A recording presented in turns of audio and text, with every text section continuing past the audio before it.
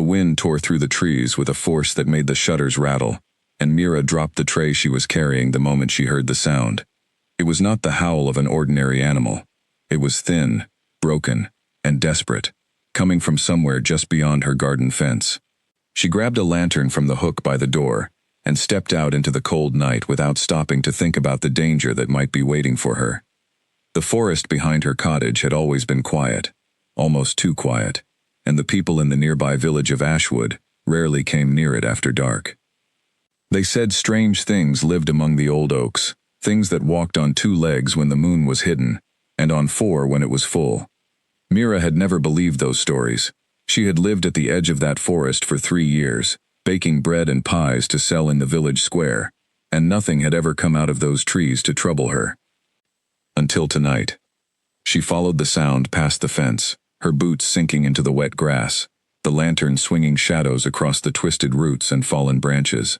The cries grew louder, more frightened, and beneath them, she heard something else, a low whimper that sounded almost like a child trying not to cry.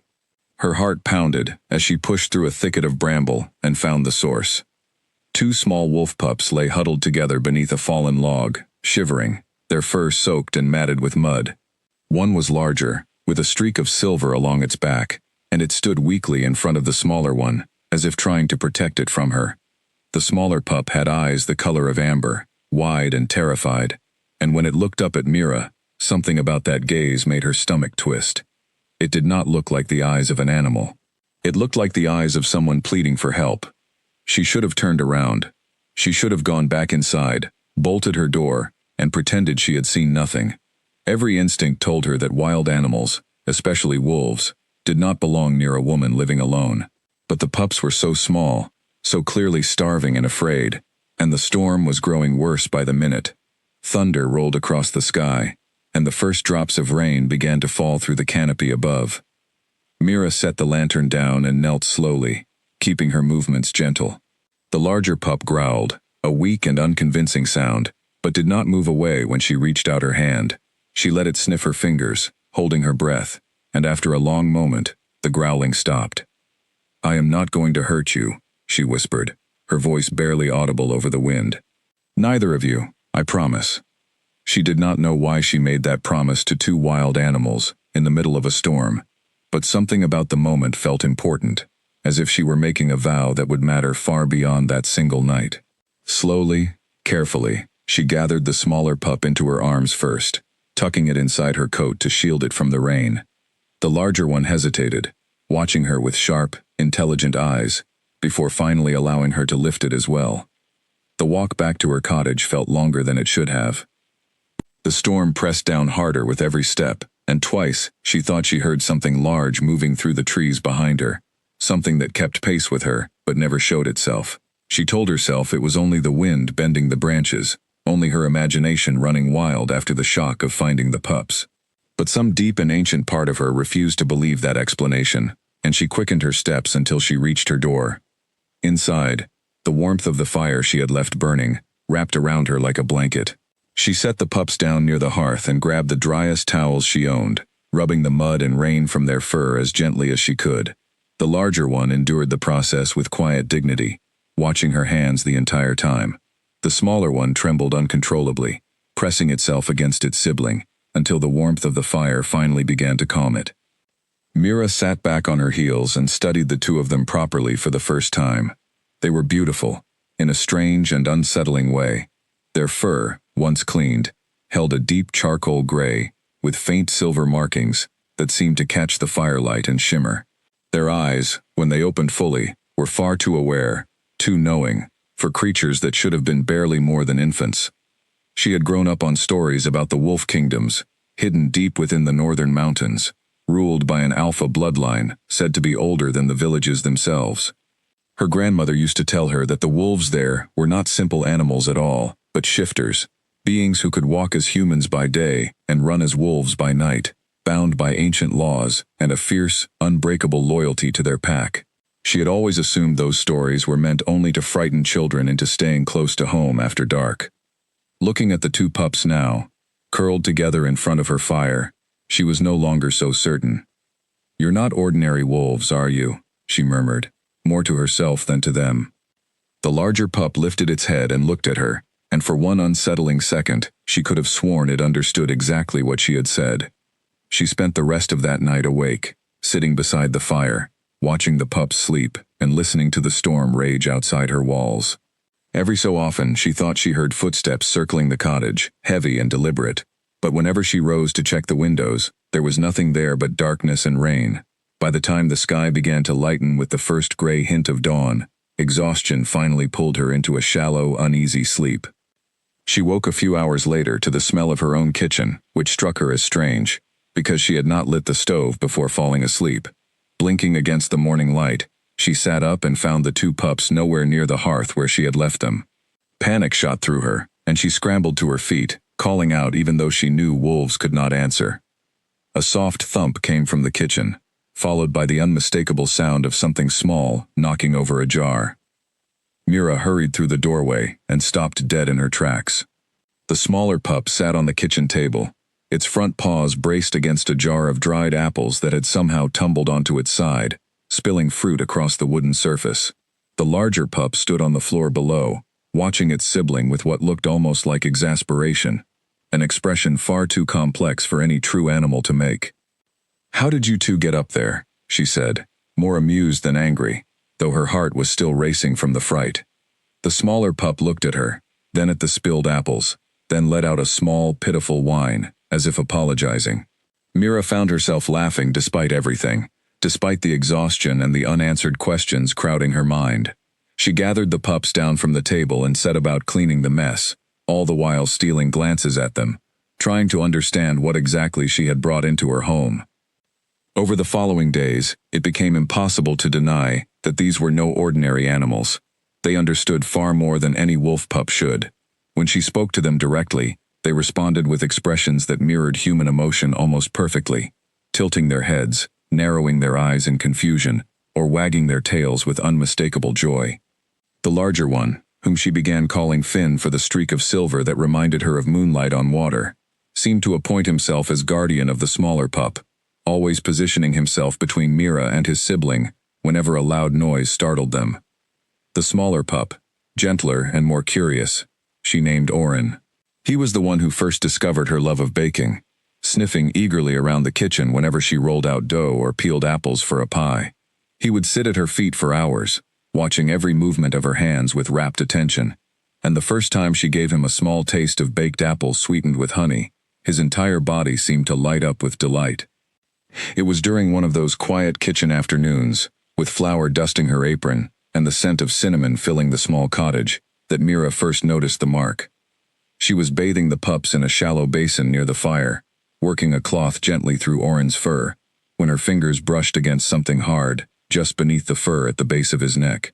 She parted the fur carefully and found a small, embedded medallion, no larger than a coin, fused somehow into the skin itself, as though it had grown there rather than been placed. The metal shimmered faintly silver, engraved with a design she did not recognize, a crescent moon cradled inside the shape of a howling wolf. Her breath caught in her throat. This was no accident of nature. This was a mark of ownership, of lineage, of something far greater than two lost animal pups wandering alone through a storm. She checked Finn next, and found an identical mark hidden beneath the fur at his shoulder, the metal cold against her fingertips. Whatever these two creatures truly were, they belonged to something powerful, something with the means to brand its own young, with symbols that seemed almost magical in their craftsmanship. Mira sat back on the kitchen floor, her heart hammering, and looked between the two pups, who stared back at her with patient, trusting eyes. Whatever they were, whoever had marked them this way, one truth had already settled itself firmly in her chest. Someone out there was looking for these two, and when they were found, it would not be an ordinary search. That night, long after the pups had fallen asleep curled together near the fire, Mira sat by her window and stared out into the dark line of trees at the edge of her garden. The forest seemed different now, heavier somehow, as though it were holding its breath, waiting for something to happen. She pulled her shawl tighter around her shoulders and tried to convince herself that she was imagining the feeling of being watched. But far beyond the tree line, deep within the shadows where the moonlight could not reach, something enormous moved silently between the trunks. pausing every so often to lift its great head and scent the wind. It had been following the trail of 2 lost young ones for 3 days now, and tonight, for the first time, that trail had finally led somewhere solid. A thin curl of smoke rose from a small stone chimney in the distance, carrying with it a scent unlike anything the creature had encountered in the human world before, warm and sweet, like baked apples and cinnamon. The creature's eyes narrowed in the darkness, and a low growl rumbled deep within its enormous chest before it melted back into the trees, choosing to wait, to watch, and to be certain, before revealing itself to whoever lived inside that small stone cottage at the edge of the forest. Inside, unaware of the eyes tracking her every movement through the darkness beyond her window, Mira finally allowed herself to drift into sleep, her hand resting protectively near the 2 sleeping pups, never once suspecting that the true storm had not yet arrived at all. 3 weeks passed, and the cottage at the edge of Ashwood Forest slowly transformed into something Mira had never expected it to become, a home filled with laughter, mischief, and the constant patter of small paws across her wooden floors. Finn and Oren grew quickly, their bodies lengthening, their coats thickening into rich charcoal fur streaked with silver that seemed to glow faintly under moonlight. They were no longer the trembling, starving creatures she had carried in from the storm. They had become something closer to family. Mira found herself talking to them the way she might talk to actual children, narrating her day as she kneaded dough or swept the kitchen floor, and though they could not answer her in words, their reactions told her they understood far more than any ordinary animal ever could. Finn had grown protective in a way that sometimes made her smile, and sometimes worried her, positioning himself near the door whenever a stranger passed on the road, his ears pinned back, and his posture rigid, until the danger, real or imagined, had gone. Oren, on the other hand, had become her shadow in the kitchen. He would sit patiently by the oven for hours, watching her hands work through pastry dough, his amber eyes following every motion, as though he were memorizing the process. The first time she let him lick a spoon coated with cinnamon and sugar, he had made a sound so close to a delighted laugh that she had nearly dropped the bowl she was holding. "You 2 are going to eat me out of house and home," she told them one afternoon, sliding a fresh apple pie out of the oven and setting it on the windowsill to cool. Both pups sat beneath the window, noses lifted toward the rising steam, tails wagging in perfect unison. She laughed and shook her head, though the truth was, she had never felt less alone in her life. The villagers of Ashwood, however, did not share her comfort. It started with small comments during her weekly trips to sell bread and pastries in the square. An elderly woman named Della pulled her aside near the well one morning, her voice low and urgent. "They say there are wolves near your cottage," Della whispered, glancing around as though afraid of being overheard. "Not ordinary wolves. My husband saw tracks near the old mill, too large for any animal that walks these woods." Mira had smiled and reassured her that everything near her home was perfectly safe, though her chest had tightened with the effort of keeping her voice steady. She could not explain Finn and Oren to anyone, not truthfully. Without inviting questions, she had no answers for herself. So she said nothing, and she carried her basket home, with her heart pounding the entire way. The rumors did not stop there. A young farmer claimed he had seen a massive shadow moving along the tree line at dusk, far larger than any wolf should be, with eyes that seemed to catch and hold the moonlight unnaturally long. A group of children swore they had heard a voice calling out in the forest, deep and commanding, though no words could be made out clearly. Ashwood, usually a peaceful and unremarkable village, had begun to hum with nervous energy, and more than once, Mira caught people glancing toward the forest with open fear on their faces. She tried to ignore it, telling herself that villages loved nothing more than a good rumor to pass the time, but deep down, she could not shake the memory of that first stormy night, the sense of being followed through the trees, the feeling of eyes watching her from the darkness that never quite left her, even weeks later. One afternoon, while she was hanging laundry behind her cottage, a stranger appeared at the edge of her property, standing so still and silent that she nearly did not notice him until she turned around with a basket balanced on her hip.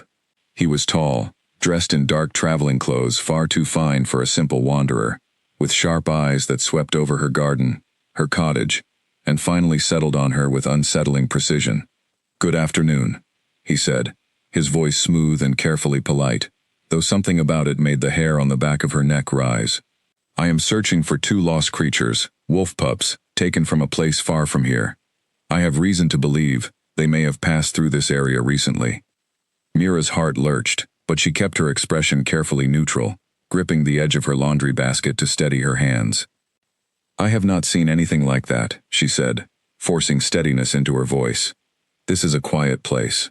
Mostly deer and foxes pass through here." The stranger studied her for a long moment, his gaze flicking briefly toward the cottage windows, and Mira prayed silently that Finn and Oren remained asleep inside, out of sight.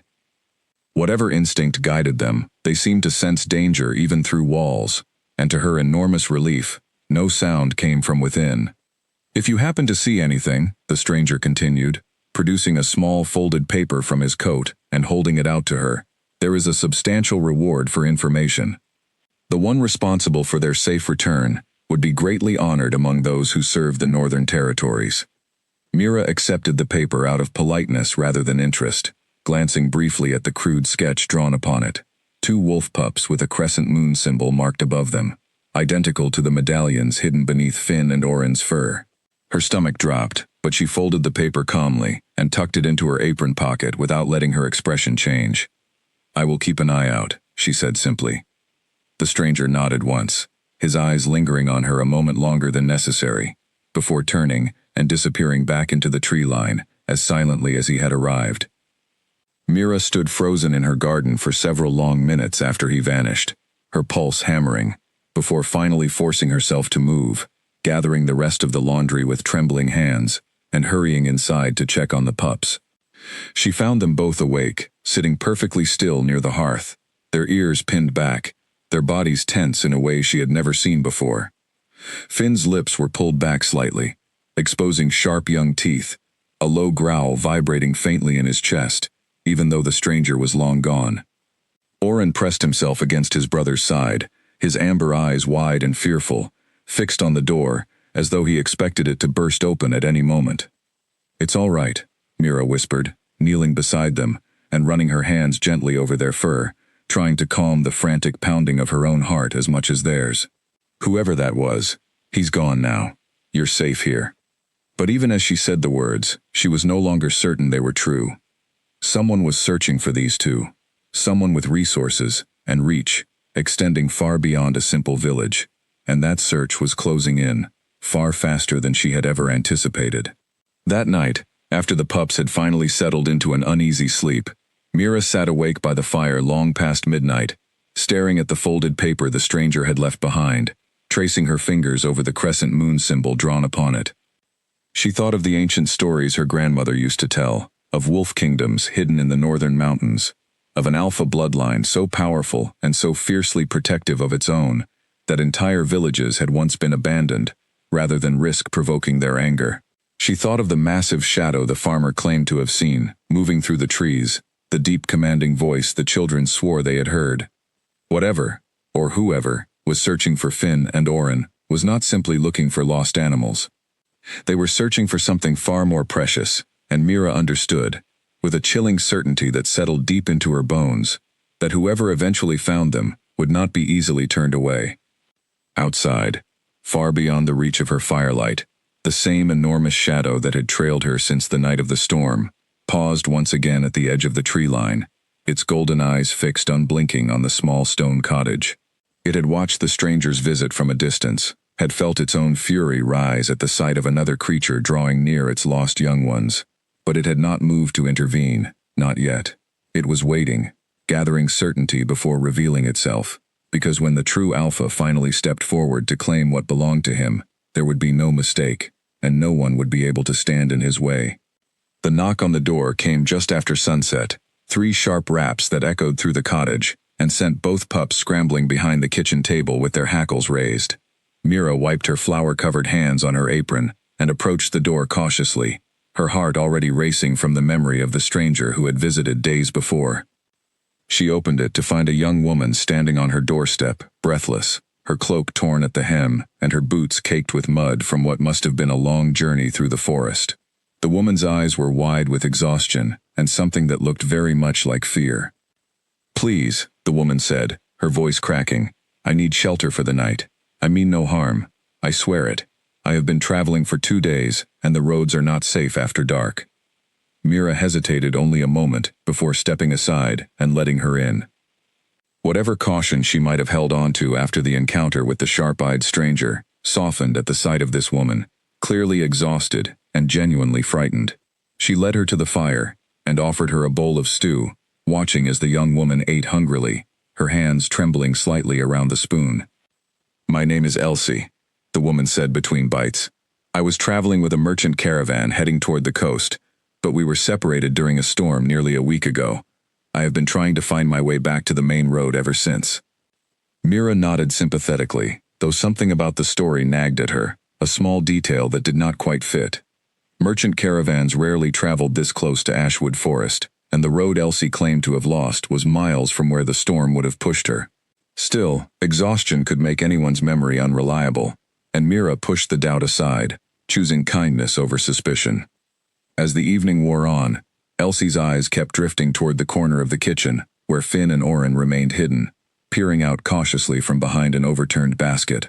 When one of them finally crept forward, drawn by the scent of stew, Elsie's entire posture changed, her spine straightening, her expression sharpening into something far more alert than exhausted relief.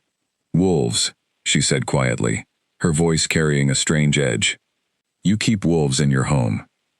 "They are not dangerous," Mira said quickly, moving instinctively to stand between Elsie and the pups. "I found them abandoned during a storm. They have lived with me for weeks now." Elsie's gaze lingered on the pups for a long, uncomfortable moment, and Mira noticed the way her fingers tightened around the edge of the table, the way her breathing had grown shallow and controlled, like someone forcing themselves to remain calm. It was not the reaction of a frightened traveler grateful for shelter. It was the reaction of someone recognizing exactly what she was looking at. "They are beautiful creatures," Elsie said finally, forcing a smile that did not quite reach her eyes. "I have never seen wolves with markings quite like that before." Mira said nothing, though her unease deepened with every passing second. She excused herself under the pretense of fetching more firewood, and used the moment alone in the small storage room to steady her breathing and think clearly. Something was wrong. Elsie's arrival, so soon after the stranger's visit, felt far too convenient to be coincidence, and the way her expression had shifted upon seeing Finn and Oren left little doubt in Mira's mind that this woman knew exactly what the pups truly were. When she returned to the kitchen, she found Elsie kneeling close to Oren, one hand extended toward him despite his obvious discomfort, his small body pressed flat against the floor in an attempt to make himself smaller. Finn stood rigid beside his brother, teeth bared, a low warning growl rumbling steadily in his throat. "Please step back from him," Mira said sharply, setting down the firewood with more force than necessary. "He is frightened enough without strangers reaching for him." Elsie withdrew her hand slowly, her expression unreadable, but the smile she offered afterward felt colder than before. "Of course. Forgive me. I simply have always loved animals." The rest of the evening passed with careful, guarded politeness on both sides. Mira prepared a bed near the fire for her unexpected guest, and retreated to her own room with the pups close behind her, bolting the door for the first time since she had moved into the cottage. She lay awake for hours, listening to the faint sounds of movement from the main room, telling herself it was only Elsie shifting in her sleep, though every instinct screamed otherwise. Sometime past midnight, she heard it clearly. Soft footsteps crossing the kitchen floor, followed by the quiet creak of the front door easing open.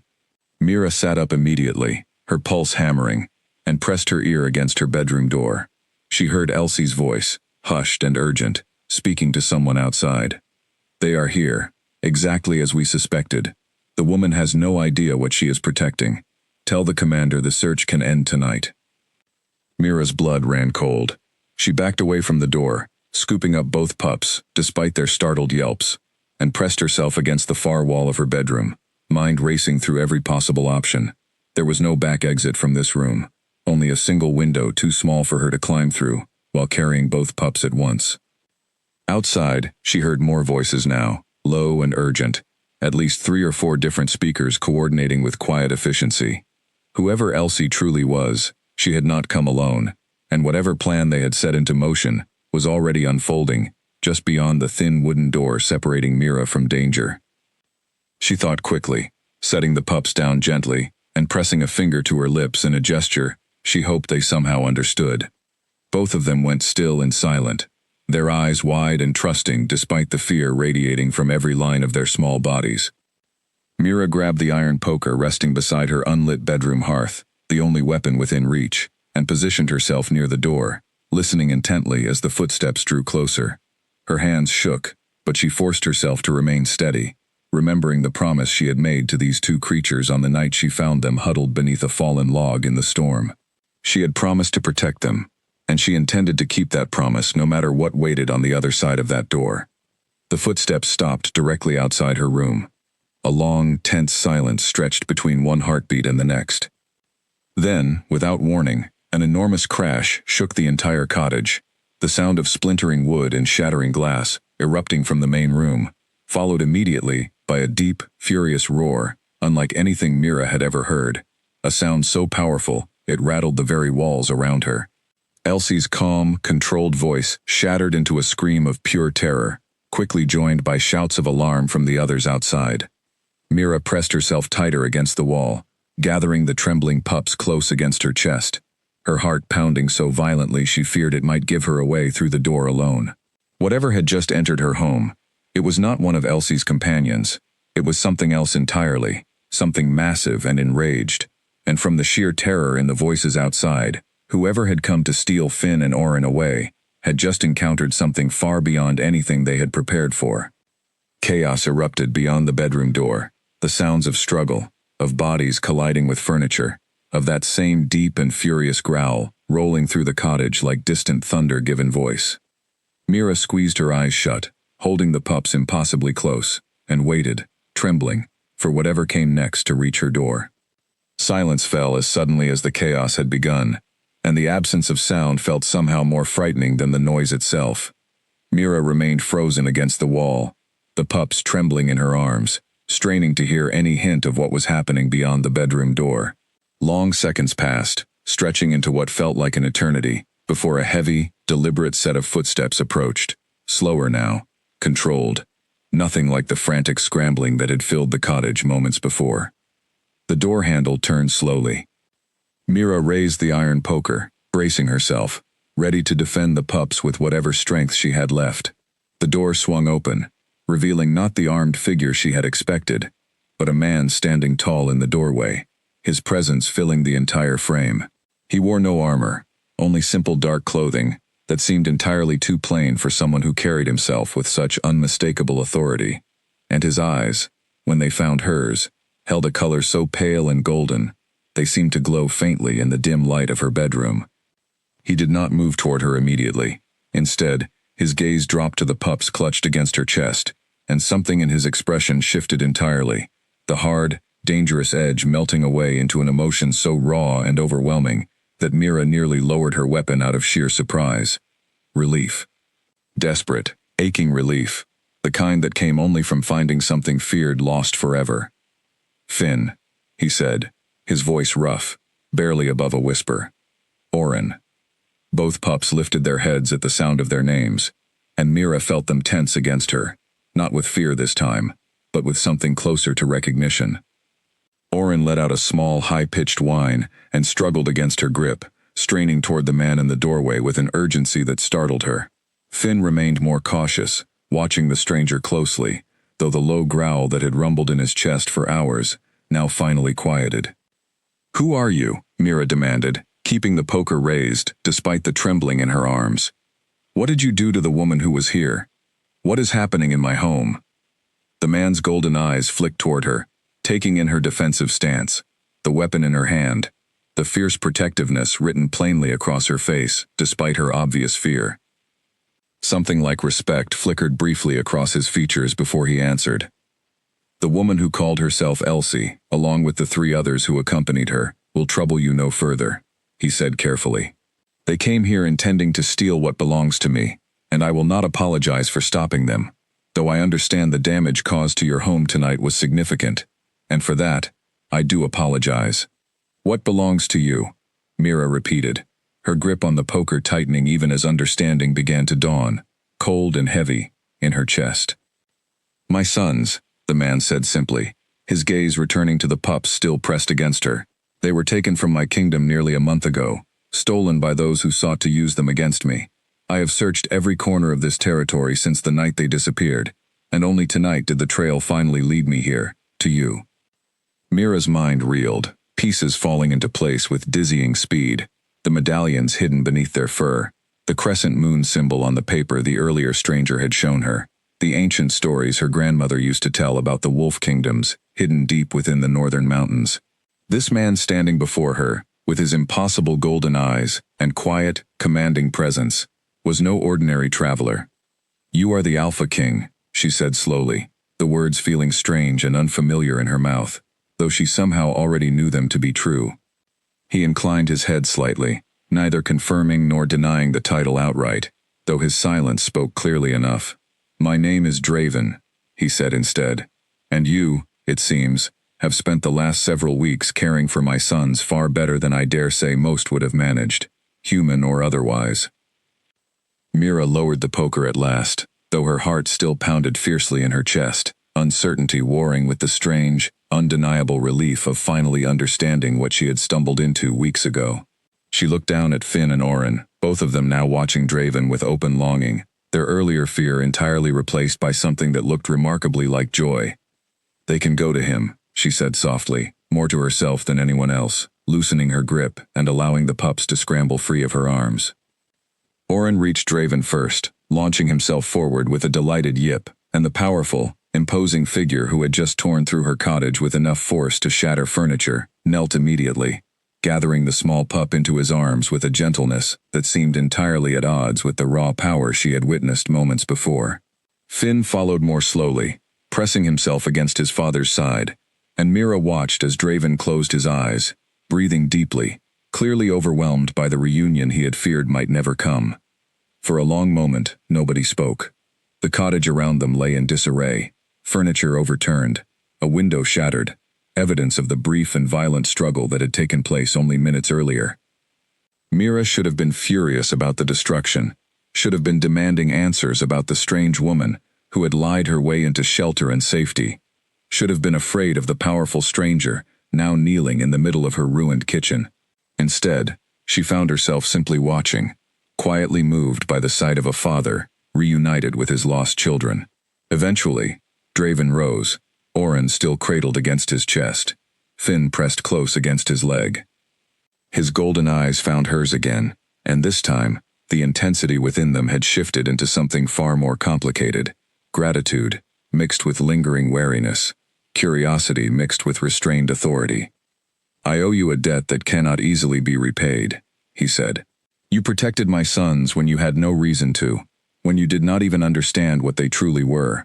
Whatever losses you have suffered tonight, whatever damage was done to your home, will be repaired, and repaired well. I promise you that." Mira crossed her arms, studying him carefully despite her exhaustion.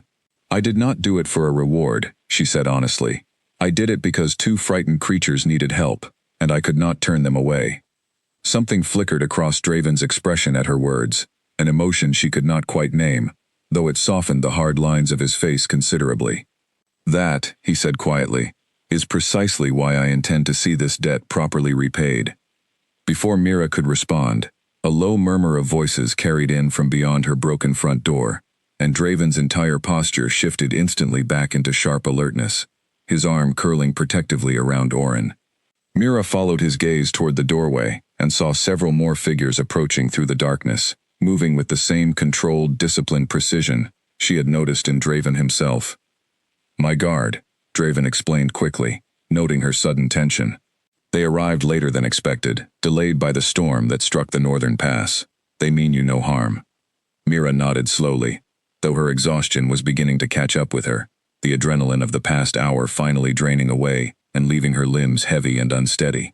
She sank down onto an overturned chair, watching as several armored figures filed into her ruined cottage, sweeping the perimeter with quiet efficiency, securing the area with a calm professionalism that spoke of long practice. "What happens now?" she asked finally, looking up at Draven, who remained standing near her, Oren still nestled contentedly in his arms. "Now," Draven said, his golden eyes softening slightly as he glanced between her and his sons, We ensure you are safe. We repair the damage done to your home, and we determine exactly how deep the betrayal runs that led to my sons being stolen from my kingdom in the first place. Because I assure you, the woman who called herself Elsie was not acting alone, and I do not believe her intentions ended tonight simply because her plan was interrupted. Mira felt a fresh chill settle over her despite the warmth still radiating faintly from the fire, and she glanced instinctively toward Finn, who remained close beside his father's leg, his young eyes far too solemn for a creature so small. Whatever danger had followed the pups to her doorstep was far from finished, and something told her that her quiet, simple life at the edge of Ashwood Forest had changed irrevocably, whether she was ready for it or not.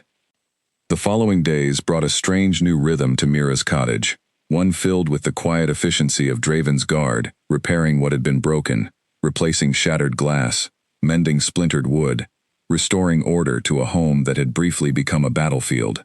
Mira found herself watching the process with a mixture of gratitude and unease, unable to shake the feeling that her simple, solitary life had been permanently altered the moment she had followed those desperate cries into the storm weeks ago. Draven remained nearby throughout the repairs, though he kept a respectful distance, clearly unwilling to overstep the boundaries of a home that was not his own. Mira noticed the way his eyes tracked his sons constantly, never straying far, as though he feared they might vanish again the moment his attention wavered. Finn and Oren, for their part, seemed to have grown even more affectionate now that their father had returned, splitting their time evenly between trailing after Draven and curling up near Mira whenever she worked in the kitchen. "They trust you a great deal," Draven observed one afternoon, watching as Oren nudged a mixing bowl toward Mira with his nose, clearly eager for another taste of whatever she was preparing. "That is not something easily earned from young ones of our kind, even from their own kin." Mira glanced up from her work, wiping flour from her hands. They were frightened and alone. "I simply gave them somewhere safe to be." "You gave them far more than that," Draven said quietly, his golden eyes following her movements, with an intensity that made her pulse quicken despite herself. "You gave them kindness, without expecting anything in return. That is rarer than you might imagine, especially among those who discover what we truly are." Mira found herself unable to hold his gaze for long, turning back toward her mixing bowl, with cheeks warmer than the kitchen fire could account for. There was something deeply unsettling about the way Draven looked at her sometimes, an intensity that seemed to see straight through her carefully maintained composure, and she was not entirely certain how she felt about it. Over the following week, she learned more about the world Draven and his sons belonged to, though he shared the information carefully, watching her reactions closely, as though testing how much she could accept before her fear overtook her curiosity. He spoke of the Northern Kingdom, hidden deep within mountains few humans ever dared explore, ruled by his bloodline for generations beyond counting. He spoke of the delicate balance his people maintained with the human world, a balance built on secrecy and careful distance, one that had been threatened the moment his sons were stolen and carried south into human territory. "Why would anyone take them?" Mira asked one evening, sitting across from Draven near her rebuilt hearth, while the pups slept curled together nearby. What could they possibly gain from stealing two young pups? Draven's expression darkened considerably at the question, his jaw tightening as he stared into the flames. "Leverage," he said finally. "There are those within my own territory who oppose my rule, who believe the old ways of strict isolation from the human world should be abandoned entirely, regardless of the danger such exposure would bring to my people. Taking my sons was meant to weaken my position, to force concessions I would never otherwise consider." "And the woman who came here, Elsie," Mira pressed, "she was working for these opponents of yours?" "She was," Draven confirmed grimly, though she and her companions were merely instruments, sent to retrieve what had already been stolen and hidden here, likely without full knowledge of who orchestrated the theft in the first place. "The true architect of this betrayal remains within my own court, someone close enough to know my son's movements, someone I have trusted for years." Mira absorbed this information slowly, her earlier fear giving way to something closer to sympathy. Whatever power and authority Draven commanded, he was clearly carrying a heavy burden, one made heavier still by the knowledge that the betrayal threatening his family had come from within his own inner circle. "I am sorry," she said softly. "That must be a difficult thing to carry, not knowing who among your own people you can truly trust." Draven's golden eyes lifted to meet hers, and for a moment, the careful distance he had maintained since arriving at her cottage seemed to waver entirely. "It is easier to carry," he admitted quietly, "knowing my sons are safe again, and knowing they found safety with someone who asked for nothing in return." The conversation lingered in Mira's mind long after Draven had retired for the evening, joining his guards in the small camp they had established near the edge of her property. She found herself unable to sleep, lying awake and replaying his words, the quiet vulnerability that had crept into his voice despite his obvious strength and authority. There was more to this Alpha King than the powerful, dangerous figure who had torn through her cottage that first night, and she was not entirely certain what to make of the growing curiosity she felt toward him. The following morning brought new complications. Mira had gone to the village square as usual to sell her bread and pastries, though she left the pups safely at the cottage under the watchful protection of Draven's guards. She had barely set up her small stall when Della, the elderly woman who had warned her about the wolves weeks earlier, hurried toward her with obvious alarm written across her weathered face.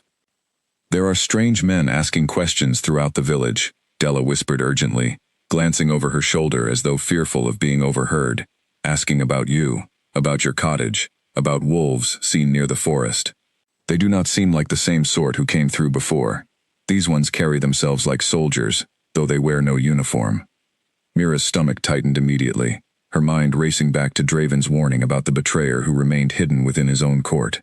If these strangers were connected to whoever had orchestrated the theft of Finn and Oren in the first place, their presence in Ashwood could only mean one thing: they had not given up, despite the failure of their previous attempt.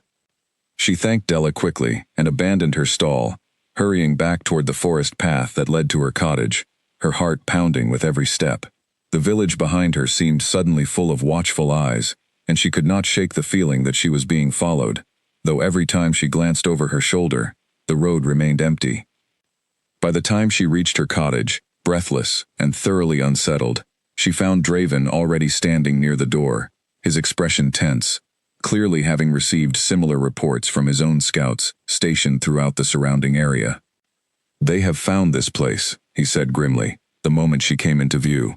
"Scouts loyal to whoever ordered my sons taken have been spotted throughout Ashwood since this morning. Whoever remains behind this betrayal has grown desperate enough to send agents directly into human territory again, despite the risk of exposure." "What do we do?" Mira asked, glancing anxiously toward the cottage, where she knew Finn and Oren remained, hopefully still safely unaware of the danger gathering just beyond the tree line. Draven's golden eyes settled on her, filled with a fierce determination that left no room for doubt. "We do not wait for them to make the first move again," he said firmly. "I have spent weeks searching for the source of this betrayal, and I believe it is time I stopped waiting for answers to come to me, and instead went to retrieve them myself, before anyone else pays the price for my hesitation." Mira felt a chill settle over her despite the warmth of the afternoon sun, understanding immediately the weight behind his words. Whatever calm, careful peace had settled over her cottage in the days following the pup's rescue, it was clearly about to be shattered once again, and this time, she suspected, the danger would not stop at her doorstep alone. Draven insisted on strengthening the guard around the cottage before he would even consider leaving to investigate the scouts reported throughout Ashwood, and Mira found herself grateful for his caution despite the disruption it brought to her once quiet life. 4 additional warriors arrived within hours, moving through the surrounding forest with the same disciplined silence she had come to associate with anyone loyal to the Northern Kingdom, securing every possible approach to her home. "I will not be gone long," Draven told her that evening, kneeling briefly to press his forehead against each of his sons' heads in turn, a gesture so tender it seemed entirely at odds with the fierce warrior she had witnessed tearing through her cottage weeks earlier. "But I must understand who among my own people has grown bold enough to send agents this deep into human territory. The answer to that question will tell me exactly how much danger still surrounds my sons. And you." "Me," Mira repeated, startled by the addition. Draven straightened, his golden eyes finding hers with an intensity that made her breath catch. "You sheltered my sons for weeks without any obligation to do so. Whoever orchestrated their theft will not view that kindness favorably, should they discover the full extent of what you did for them. I intend to ensure that possibility never becomes a danger to you." Before Mira could formulate a response to that, Draven had already turned, exchanging quiet instructions with his remaining guards, before disappearing into the tree line with 2 warriors flanking him closely. She stood in her doorway long after he vanished from sight, an unfamiliar knot of worry tightening in her chest, one that had nothing to do with her own safety, and everything to do with concern for a man she had known for barely 2 weeks. The days that followed passed slowly, filled with a tense, watchful quiet that settled over the cottage like a held breath. Mira continued her daily routines as best she could, baking bread and pastries for the village, tending her small garden, caring for Finn and Oren, though the presence of armed guards stationed throughout her property made even the simplest tasks feel strange and unfamiliar. The pups, sensing their father's absence, grew increasingly restless as the days stretched on. Finn spent long hours sitting near the edge of the property, staring into the trees, in the direction Draven had disappeared, his young body rigid with an anxiety that seemed far too heavy for a creature so small. Oren, meanwhile, sought comfort in Mira's company more than ever, following her from room to room, curling against her legs whenever she paused long enough to sit still. "He will come back," Mira found herself promising the pups one evening, though she was not entirely certain the words were meant to reassure them or herself. "Your father is strong, and he has good people protecting him." Finn looked up at her with those solemn amber eyes, and for a moment, Mira could have sworn the young pup understood exactly how uncertain her own confidence truly was. On the 4th day of Draven's absence, disaster nearly struck. Mira had gone to gather water from the well near the edge of her property, accompanied by one of the remaining guards, a quiet, watchful woman named Fenna, who had proven remarkably skilled at putting Mira at ease, despite the tension surrounding them.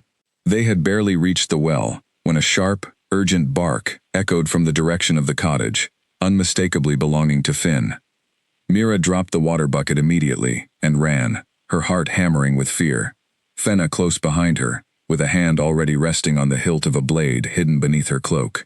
They burst through the tree line to find chaos unfolding near the cottage garden, 2 unfamiliar figures grappling with the remaining guards while Finn stood protectively in front of his brother, teeth bared, refusing to retreat despite his obvious fear. Fenna moved with startling speed, closing the distance and engaging one of the intruders before Mira had even fully processed what was happening. Mira herself grabbed the nearest heavy object within reach, an old garden hoe leaning against the cottage wall, and rushed toward Oren, who remained frozen with terror near the base of the apple tree. The fight, brief but fierce, ended quickly in favor of the guards, the 2 intruders subdued and restrained within minutes, though not before one had managed to land a painful blow against Fenna's shoulder. Mira gathered both trembling pups into her arms the moment the danger passed, her whole body shaking with the aftermath of adrenaline, relief flooding through her as she confirmed neither Finn nor Oren had been harmed. "They came for the young ones specifically," Fenna reported grimly once the intruders had been secured, cradling her injured shoulder with a wince. "This was not a random attack. Someone directed them here with precise knowledge of the cottage's layout and the guards' positioning." "Someone within your own ranks told them where to look," Mira said quietly, the implications settling heavily over the small gathered group. Fenna's expression darkened considerably. "It would seem so. Which means the betrayal Lord Draven suspected runs deeper than any of us realized, close enough to know details that should have remained secure among only his most trusted circle." Mira spent that night unable to sleep, sitting awake near the fire with both pups curled protectively against her sides, replaying the frightening encounter over and over in her mind. The danger surrounding Finn and Oren had never felt more immediate, more personal, and she found herself desperately hoping for Draven's swift and safe return, both for his son's sake and, she admitted reluctantly to herself, for her own peace of mind as well. He returned 2 days later, arriving at dawn with an expression carved from stone, his golden eyes carrying a weariness that spoke of difficult discoveries made during his absence. The moment he learned of the attack that had occurred while he was away, his fury became a palpable thing, radiating from him with such intensity that even his own guards seemed to instinctively give him a wider berth. "Show me these intruders," he demanded, and Fenna led him immediately to the small storage shed, where the 2 captured agents remained bound and guarded.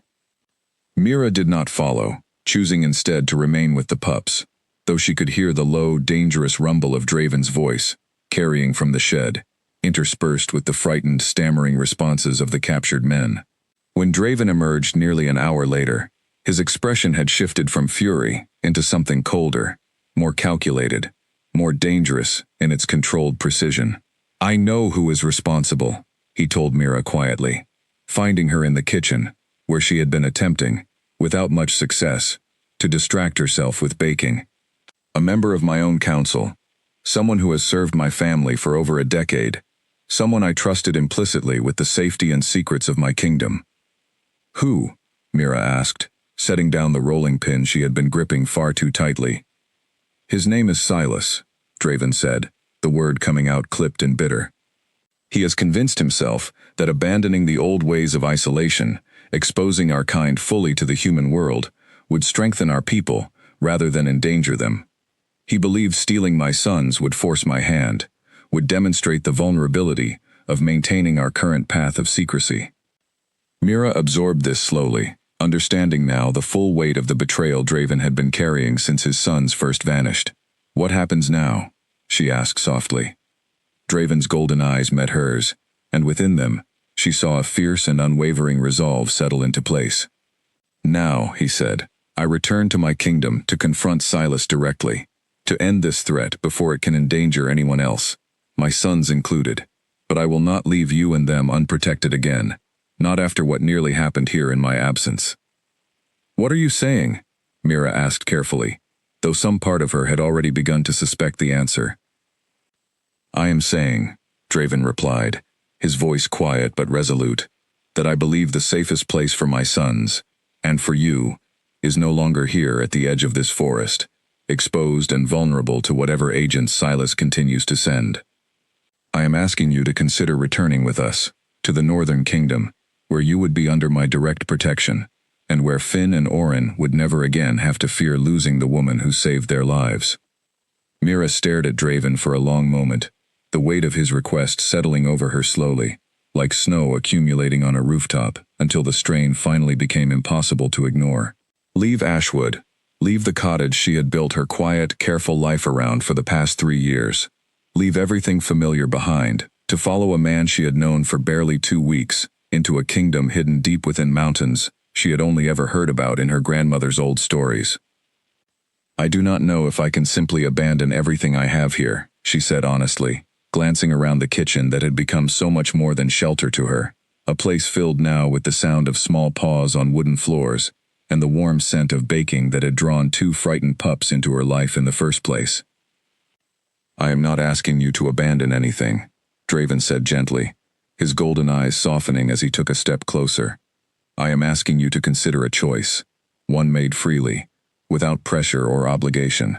Whatever you decide, my sons will always remember what you did for them, and I will always be grateful." Mira glanced down at Finn and Orin, both watching the exchange with rapt attention, their amber and gray eyes flicking between her and their father with an almost desperate hope that made her chest ache. She thought of the weeks she had spent caring for them, the bond that had grown between them despite every reasonable explanation for why it should not have been possible. "I need time to think," she said finally, and Draven nodded immediately, respect clear in his expression. "Take whatever time you need," he said. "Though I will admit, the sooner we depart for the Northern Kingdom, the sooner I can ensure your safety directly, without relying on scattered guards spread thin across human territory." That night, Mira lay awake, long after the pups had fallen asleep, staring up at the ceiling of her small bedroom, turning the decision over and over in her mind. She thought about the danger that had already found its way to her doorstep twice now, about the very real possibility that Silas would send more agents, more determined and more dangerous than the last, so long as Finn and Orin remained within reach. She thought, too, about Draven himself, about the quiet vulnerability she had glimpsed beneath his fierce, commanding exterior, the tenderness with which he treated his sons, despite the immense power he clearly wielded. She had not expected to feel anything beyond simple gratitude and cautious trust toward the Alpha King who had torn through her cottage that first violent night. Yet somewhere in the weeks since, something warmer and far more complicated had taken root within her chest. By morning, she had made her decision. "I will come with you," she told Draven, finding him standing near the edge of her garden, watching the sunrise paint the sky in soft shades of gold and pink. Not permanently, perhaps, but long enough to see this threat properly resolved. long enough to ensure Finn and Oren are truly safe. Relief flooded across Draven's face, quickly followed by something warmer, something that made Mira's pulse quicken, despite her best efforts to remain composed. "Thank you," he said simply, though the depth of feeling behind those two words carried far more weight than the phrase alone could convey. Preparations for the journey began immediately. Mira spent the following days arranging for a neighboring family to look after her cottage and garden during her absence, packing only what she could reasonably carry, and saying careful, vague goodbyes to the handful of villagers she had grown close to over the years, unable to explain the true nature of where she was going, or why. The journey north proved longer and more grueling than she had anticipated, winding through dense forests and rocky mountain passes that grew progressively steeper and more treacherous with each passing day. Draven's guards moved with practiced efficiency, establishing camp each evening with quiet precision, though the constant awareness of potential danger never fully left the group. Every rustle in the surrounding trees met with immediate, cautious attention. Finn and Oren, delighted to finally be heading toward familiar territory, grew increasingly energetic as the journey progressed, darting ahead along the mountain paths before circling back to check on Mira's progress, as though eager to share their homeland with her. Mira found herself charmed despite her exhaustion, watching the pups' obvious joy as the landscape around them shifted from familiar forest into something wilder, more ancient, and undeniably beautiful. On the fifth evening of their journey, as they made camp beneath a canopy of towering pines, Draven approached her while she sat near the fire, watching the pups play together in the fading light. "You have been quiet today," he observed, settling down beside her with an easy grace that seemed remarkable for someone of his considerable size and strength. "I have been thinking about what awaits us," Mira admitted. "About Silas, about what will happen when we finally reach your kingdom and confront him directly." Draven's expression grew serious, the warmth that had softened his features moments earlier, retreating slightly beneath the weight of the responsibility he carried. "Silas will not surrender easily," he said. "He has spent years building support among those within my court who share his views, those who believe our people's continued isolation from the human world serves no purpose beyond outdated tradition. When we arrive, I expect he will have prepared for exactly this confrontation." "Are you afraid?" Mira asked quietly, studying his profile in the flickering firelight. Draven considered the question for a long moment before answering. "I am afraid," he admitted. "Not for myself, but for my sons, and for you. Silas has already proven willing to send agents into human territory, willing to risk exposing our kind entirely if it serves his purposes. I do not know how far he is prepared to go to secure his vision for our people's future." Mira reached out instinctively, resting her hand gently over his. "Whatever happens," she said, surprising herself with the steadiness of her own voice, "you will not face it alone. I did not travel all this way, simply to abandon you and the boys, the moment things become difficult." Draven turned to look at her then, his golden eyes catching the firelight in a way that made her breath catch in her throat. Something passed between them in that moment, unspoken but undeniable. A recognition of the connection that had grown steadily since that first stormy night weeks ago, when a frightened woman had gathered two lost pups into her arms without any understanding of what that simple act of kindness would eventually lead to. "Mira," Draven began, his voice low and rough, with an emotion she had never heard from him before. But before he could finish whatever he had intended to say, a sharp, urgent bark from Finn cut through the quiet evening, followed immediately by the sound of the young pup's small body crashing through the underbrush at the edge of their camp. Draven was on his feet instantly, every trace of vulnerability vanishing beneath the sharp, alert focus of a warrior sensing danger. "Stay close to the fire," he instructed Mira firmly, already moving toward the source of Finn's alarm, two of his guards falling into step behind him without needing to be told. Mira gathered Oren protectively against her side, her heart pounding as she watched Draven disappear into the darkness beyond their camp, the peaceful moment between them shattered by whatever new danger had just announced itself in the depths of the surrounding forest. The minutes that followed felt endless to Mira, sitting rigid beside the fire, with Oren trembling against her side, straining to hear any sound that might tell her what had happened to Draven and Finn in the darkness beyond their camp. The remaining guards had formed a tight, watchful circle around her, weapons drawn, eyes scanning the surrounding trees with practiced vigilance, though their tense silence did little to ease her growing panic. Finally, movement stirred at the edge of the firelight, and Mira's heart leapt into her throat before she recognized Draven's familiar silhouette emerging from the shadows, Finn trotting close beside him, apparently unharmed. Relief flooded through her, quickly followed by confusion as she noticed the small, ragged figure Draven carried in his arms, a young boy who could not have been older than 10, dressed in torn, filthy clothing, clearly having spent considerable time surviving alone in the wilderness. "He was hiding in the brush near our camp," Draven explained, gently setting the boy down near the fire, where he immediately curled into himself, flinching away from the guards surrounding him. "Finn discovered him while investigating a noise. The child appears to have been alone for some time, based on his condition." Mira moved instinctively toward the frightened boy, ignoring the wary glance one of the guards shot in her direction. "It's all right," she said softly, kneeling beside him at a respectful distance, keeping her movements slow and non-threatening. "No one here means you any harm. Are you injured?" The boy's eyes darted between the adults surrounding him, clearly terrified, before finally settling on Mira, with something that looked almost like recognition of her gentler, less threatening presence.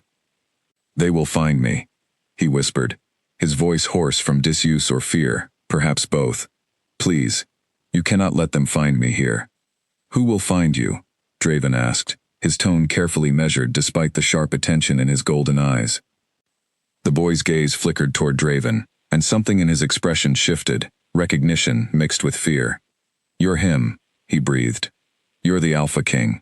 I heard them talking about you, about how they took your sons to force you to listen to them." Mira felt the entire camp go still at those words, Draven's posture snapping into rigid alertness. "What do you know about my sons being taken?" he demanded, though he kept his voice carefully controlled, clearly aware that pressing too hard might send the frightened child retreating further into silence. The boy hesitated, glancing nervously between the surrounding guards, before finally speaking in a rush, as though the words had been building inside him for far too long. "My name is Corwin. My father served under Lord Silas, in his household, tending to messages and supplies. I heard things I was not supposed to hear, about a plan to take the young princes, about agents sent south into human lands. When my father discovered I had overheard too much, he grew frightened for my safety and sent me away, told me to run and never speak of what I knew." "Where is your father now?" Mira asked gently, though something in the boy's expression already told her the answer would not be a good one. Corwin's eyes filled with tears. He clearly fought hard to hold back. "Lord Silas discovered he had warned me to leave. My father has not been seen since that night, nearly 3 weeks ago now. I have been hiding in the forest ever since, moving whenever I feared I had been spotted, trying to reach somewhere safe, though I did not know where that might be." Draven knelt slowly beside the trembling boy, his expression softening with a compassion that surprised Mira, given the fierce intensity he had displayed only minutes earlier. "You are safe now, Corwin," he said firmly. "I give you my word, as Alpha, that no harm will come to you while you remain under my protection. And I promise you, I will discover what became of your father." The boy studied Draven's face for a long moment, as though searching for any hint of deception, before something in his rigid posture finally began to relax, exhaustion and relief washing over his young features in equal measure. Mira offered him food from their evening meal, watching with quiet satisfaction as he ate hungrily, clearly having gone far too long without a proper meal. Later that night, once Corwin had finally fallen into an exhausted sleep near the fire, Draven pulled Mira aside, his expression grave with the weight of what the boy's testimony confirmed. "Silas has grown far more dangerous than I realized," he said quietly. "If he is willing to silence a loyal servant of his own household, simply for warning his son away from danger, there is no limit to what he might do to secure his position once we arrive at the kingdom." "What will you do?" Mira asked, watching the firelight dance across his troubled features. "I will confront him," Draven said, his voice hardening with resolve, "directly, and without warning, before he has the opportunity to prepare further defenses against my return. The longer this threat is allowed to grow unchecked, the more people like Corwin's father will suffer the consequences of my hesitation." Mira reached for his hand instinctively, offering what comfort she could despite the uncertainty of what lay ahead. You are not facing this alone, she reminded him gently, echoing the promise she had made days earlier. Whatever happens when we arrive, you have people who will stand beside you. Draven's fingers tightened around hers, and for a long moment, neither of them spoke, the weight of unspoken understanding passing silently between them in the flickering firelight. The remainder of their journey passed with heightened caution, Corwin traveling alongside them now, gradually growing more comfortable in Mira's company as the days progressed, often walking close beside her while Finn and Orin trotted nearby, the three young ones forming an unlikely but genuine camaraderie despite their vastly different circumstances. On the 8th day, the towering peaks of the northern mountains finally came into full view, their snow-capped summits catching the late afternoon sunlight in a display of breathtaking, almost otherworldly beauty. Mira found herself staring in wonder, despite the tension gripping the entire group, struck by the realization that somewhere within those ancient mountains lay an entire hidden kingdom, one she was about to enter, as an outsider walking directly into a confrontation she barely understood. We are close now, Draven said, coming to stand beside her as the group paused to take in the view. By tomorrow evening, we will reach the kingdom's outer gates. Whatever awaits us there, I want you to know how deeply grateful I am that you chose to accompany us this far. Mira turned to look at him, the golden light of sunset softening the sharp, powerful lines of his face into something almost achingly gentle. I made my choice, she said simply, and I do not regret it, whatever comes next. Draven's expression shifted into something warmer still, though before either of them could say more, Finn's excited bark drew their attention back toward the path ahead, where the young pup stood proudly at the crest of the hill, tail wagging furiously, clearly eager to finally be leading his small, unusual family home. The outer gates of the northern kingdom rose from the mountainside, like something carved directly from the living rock, ancient stone archways, wrapped in climbing vines, and guarded by warriors whose sharp eyes tracked the approaching group with immediate, disciplined attention. Mira felt impossibly small as they passed beneath the towering entrance, the weight of centuries of history pressing down around her, though the warmth radiating from Draven beside her offered a steady anchor against the overwhelming strangeness of it all. Word of their arrival spread quickly through the settlement beyond the gates, and by the time they reached the heart of the kingdom, a modest crowd had gathered, watching with open curiosity as their Alpha King returned home, with his long-lost sons finally safe at his side. Mira noticed the way whispers rippled through the onlookers at the sight of her, a human woman walking openly among them, though Draven's protective presence beside her seemed to discourage any outright hostility.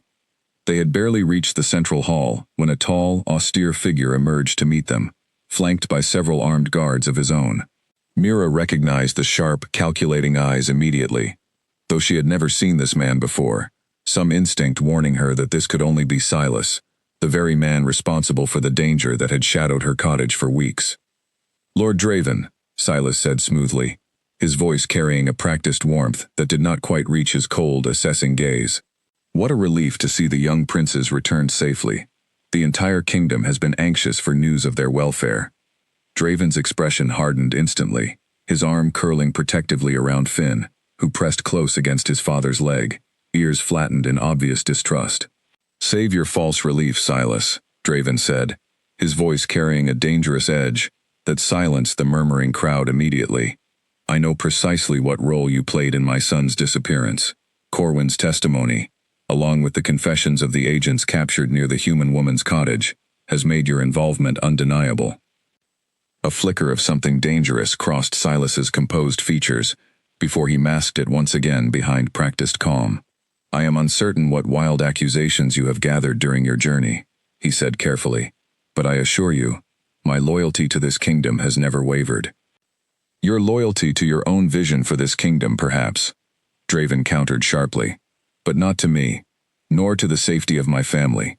You ordered my sons stolen, hoping to force concessions regarding our people's isolation from the human world. You silenced a loyal servant of your own household when his son threatened to expose your plans. These are not wild accusations, Silas. They are simple truth, and you know it. The gathered crowd had fallen completely silent now, every eye fixed on the tense confrontation unfolding before them. Mira watched Silas's expression carefully, noting the subtle shift from confident denial into something colder, more calculating, as though he were rapidly recalculating his options now that his careful deception had crumbled so publicly. "Very well," Silas said finally, his voice losing all pretense of warmth. "I will not deny what I have done, though I maintain it was necessary. Our people cannot continue hiding forever, Draven. The human world grows larger and more curious with each passing generation. Better we control the terms of our eventual exposure than wait until it is forced upon us by circumstances beyond our control." "And you believed kidnapping innocent children was an acceptable price to pay for your vision," Draven said, his voice low and dangerous, radiating a barely contained fury that made even the surrounding guards shift uneasily. "You believed silencing a man who tried to protect his own son was justified, so long as it served your greater purpose?" Silas's jaw tightened, but he did not back down, some deep conviction clearly fueling his defiance, despite the obvious danger of his position. "Sacrifices are sometimes necessary for progress, Draven. You have always been too cautious, too content to hide within these mountains, while the world beyond changes without us." "Enough," Draven said, his voice carrying such absolute authority that the entire courtyard seemed to still around the single word. "Whatever vision you hold for this kingdom's future, you have forfeited any right to pursue it through such methods. You will be stripped of your council position immediately, and you will face judgment before the full assembly of elders for the crimes you have committed against my family and against Corwin's father, wherever he may now be." At the mention of Corwin's father, something flickered across Silas's expression, quickly masked, but not quickly enough for Mira to miss it entirely. She stepped forward before she could think better of it, drawing surprised glances from the surrounding crowd. "Where is he?" she demanded, her voice steady, despite the weight of every eye now turning toward her. "Corwin's father. What did you do to him?" Silas's cold gaze shifted toward her, sizing her up with obvious distaste, though something in her unwavering expression seemed to give him pause. "He is alive," Silas said finally, clearly recognizing that further denial would only deepen his own condemnation. "Held within the eastern holding cells, though I confess I had not yet decided his ultimate fate." Draven's fury seemed to spike at this confirmation, though he maintained enough control to signal immediately to two of his guards, who departed at once toward the eastern part of the settlement to secure the prisoner's release. "You will answer for every decision you have made," he told Silas coldly. "Every single one." The following hours passed in a blur of activity, as Silas was formally stripped of his authority and placed under guard to await judgment, while Corwin's father was located, weakened but alive, and immediately reunited with his overjoyed son, amid tears and relieved embraces that brought unexpected emotion to Mira's own eyes. The kingdom, she realized, had weathered a genuine crisis, one that had nearly cost far more than anyone had initially understood. That evening, as the settlement gradually settled back into a semblance of normalcy, Draven found Mira standing alone, near a quiet balcony, overlooking the mountain valley below, the last light of sunset painting the sky in brilliant shades of orange and violet. "It is over," he said softly, coming to stand beside her. "Silas will face full judgment before the assembly within the week, and Corwin's father will recover fully, according to our healers. My sons are safe, truly safe, for the first time in over a month." Mira turned to look at him, relief and exhaustion mingling within her chest in equal measure. "I am glad," she said honestly. "Glad it is finally over, and glad I could be here to see it resolved." Draven studied her for a long moment, something warm and unguarded settling into his golden eyes. "Mira," he said quietly, "I know this kingdom, this world, is entirely foreign to everything you have known.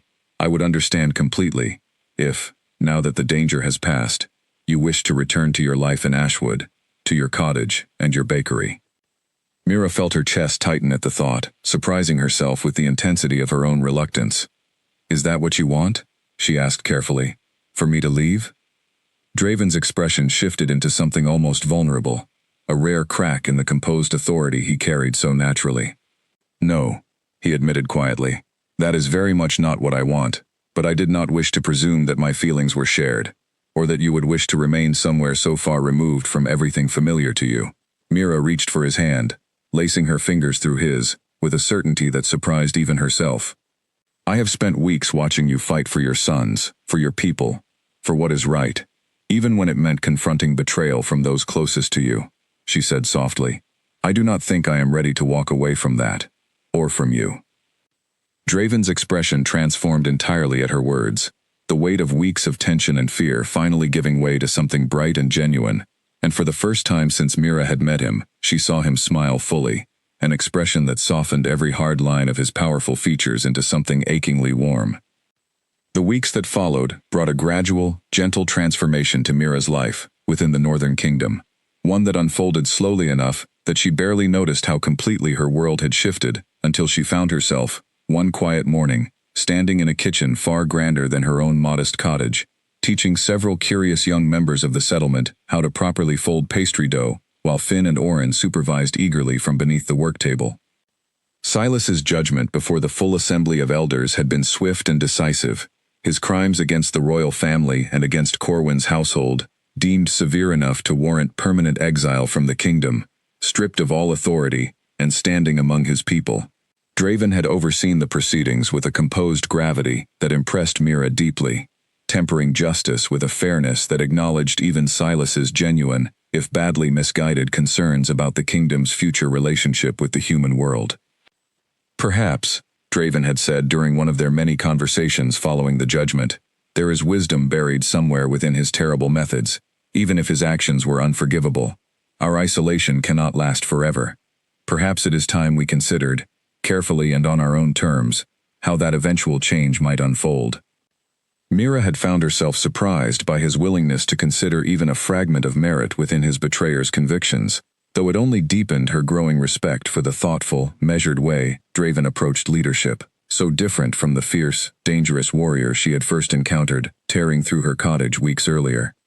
Corwin and his father had settled comfortably within the kingdom, the boy quickly becoming fast friends with Finn and Oren, the three of them often found together exploring the surrounding hillsides, under the watchful eyes of whichever guards happened to be assigned to their protection that day. Mira had grown genuinely fond of the boy, touched by his resilience, despite everything he had endured, and found herself quietly grateful that some good, at least, had emerged from the chaos of the preceding weeks. Her relationship with Draven, meanwhile, had deepened steadily, moving beyond the cautious gratitude and wary trust of their earliest interactions, into something far more profound.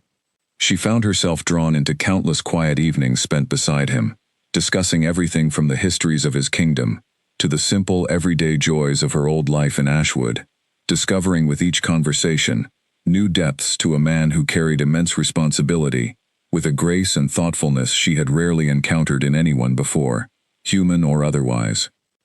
It was on a crisp autumn evening, nearly 2 months after her arrival, that Draven found her in the kitchen she had gradually claimed as her own within the settlement, preparing what had become a beloved tradition among the kingdom's residents, a fresh apple pie, the recipe unchanged from the very first one she had baked, for 2 frightened lost pups huddled beneath her kitchen table. The scent of this kitchen, Draven said, leaning against the doorway with a fond smile, has become rather famous throughout the entire settlement, you know. I believe half the children here have developed a genuine addiction to your apple pies. Mira laughed, wiping flour from her hands as she turned to face him. I suppose there are worse legacies to leave behind. Draven's expression grew more serious as he crossed the kitchen to stand before her, his golden eyes holding hers with an intensity that made her pulse quicken. Familiar now after months together, yet no less powerful for its familiarity. Mira, he said quietly, I have spent my entire life believing my responsibilities to this kingdom would leave little room for anything beyond duty and obligation.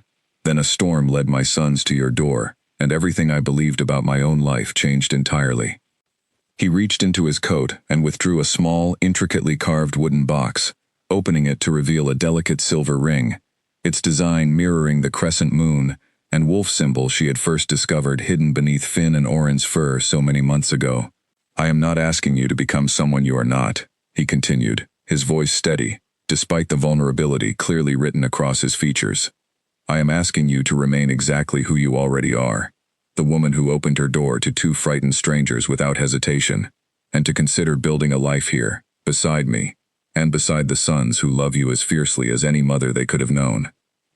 Mira felt tears gathering in her eyes, overwhelmed by the depth of emotion behind his words, by the journey that had brought her from a quiet, solitary cottage at the edge of a forest, to this moment, standing in a kitchen filled with warmth and family, and a love she had never expected to find. She thought of that first stormy night, of the desperate cries that had led her into the darkness, of the promise she had made to two trembling pups without any understanding of where that promise would eventually lead. "Yes," she said softly, her voice thick with emotion. "Yes, I will stay. I will build a life here, with you, with Finn and Oren, for as long as you will have me." Draven's face broke into that rare, brilliant smile she had come to treasure, above almost anything else, and as he slipped the ring onto her finger, a joyful commotion erupted from the doorway behind them. Finn and Oren bursting into the kitchen with delighted barks, clearly having sensed the significance of the moment, even from a distance.